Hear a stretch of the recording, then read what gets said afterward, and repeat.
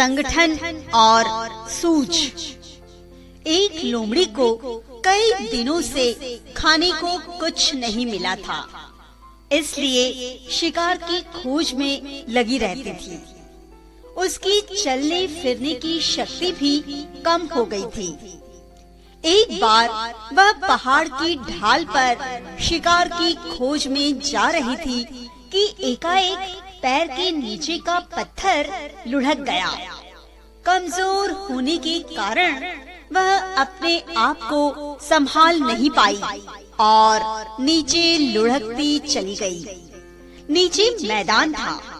यहाँ आकर उसने देखा कि खरगोशों का एक झुंड अटखेलियां कर रहा है। खरगोशों को देखकर उसके मुंह में पानी आ गया। उसने सोचा, अब मेरा भाग्य जग गया। किसी तरह से एक दो खरगोश मेरा अवश्य आहार बनेंगे। वह वहाँ पर रोजाना चक्कर काटने लगी। जब खरगोशों ने लोमड़ी को देखा तो पहले तो उन्हें डर लगा।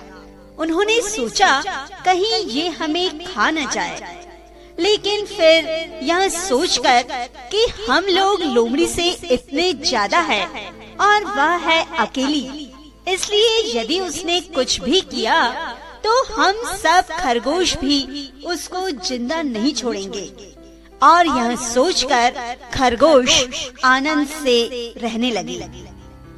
लोमड़ी वहाँ पर रोज आती और खरगोश को खा जाने की ताक में रहती, परंतु उसकी इच्छा पूरी नहीं हो पा रही थी। एक बार जब खरगोश अटखेलियां कर रहे थे, तब लोमड़ी आई और उसने दो खरगोशों को अकेला पाकर उनकी तारीफ करने लगी। वह उनसे बोली, ए खरगोश भाई, तुम तो जंगल के सबसे सुंदर जानवर हो। तुम्हारे ये सफेद रुई जैसे बाल कितने मुलायम हैं, और तुम्हारा ये शरीर, ये तो चंद्रमा के समान उज्जवल है। तुम्हारी गोल चमकती आंखें हीरे मोती के समान है।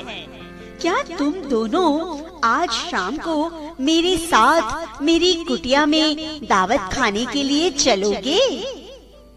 जब खरगोश ने लोमड़ी की यह बात सुनी तो उनके कान खड़े हो गए। उस समय तो वे जल्दी जाने का बहाना करके अपने झुंड में मिल गए, लेकिन इस घटना से खरगोशों को अपना जीवन असुरक्षित लगने लगा। शाम के समय सभी खरगोश एक जगह पर एकत्रित हुए। सभा बुलाई गई। राजा खरगोश ने सभी से अपने अपने सुझाव देने के लिए कहा और अंत में सबकी सलाह से एक कार्यक्रम तय किया गया। उसी दिन सब खरगोशों ने मिलकर अपनी सुरंग को थोड़ी थोड़ी चौड़ी करके बीच में गहरा गड्ढा खोदा और उसका दूसरी तरफ का मुंह बंद कर दिया। यह काम करने के बाद कुछ खरगोश लोमड़ी के पास गए और बोले, लोमड़ी बहन, आज हम सभी को किसी काम से बाहर जाना पड़ रहा है। अब तुम हमारी बड़ी बहन बन चुकी हो, क्या तुम हमारा एक काम कर सकती हो बहन? लोमड़ी ने जवाब दिया, हाँ, क्यों नहीं, बताओ क्या काम है? एक खरगोश ने बोली, मेरे बच्चे न बहुत छोटे हैं, अभी वे ठीक से चल भी नहीं पाते हैं और इसीलिए मैं उन्हें सुरंग में छोड़कर जा रही हूँ। क्या तुम 2 घंटे के लिए उनकी रखवाली कर सकती हो बहन? यह सुनकर लोमड़ी के मुंह में तो पानी आ गया। उसने सोचा, आज तो मुझे बिन मांगे मोती मिल रहे हैं। वह तुरंत इस छोटे से काम को करने के लिए राजी हो गई और बड़ी शांत मुद्रा में सुरंग के एक ओर जाकर खड़ी हो गई। जब लोमड़ी ने देखा कि सारे खरगोश वहाँ से चले गए हैं, अब आसपास कोई नहीं है। तब वह चुपके से सुरंग में घुस गई और जैसे जैसे वह आगे बढ़ी कि बीच में बने हुए गड्ढे में धंस गई। उसने बाहर निकलने की बहुत कोशिश की, लेकिन गड्ढे से बाहर निकलना उसके लिए बहुत मुश्किल था।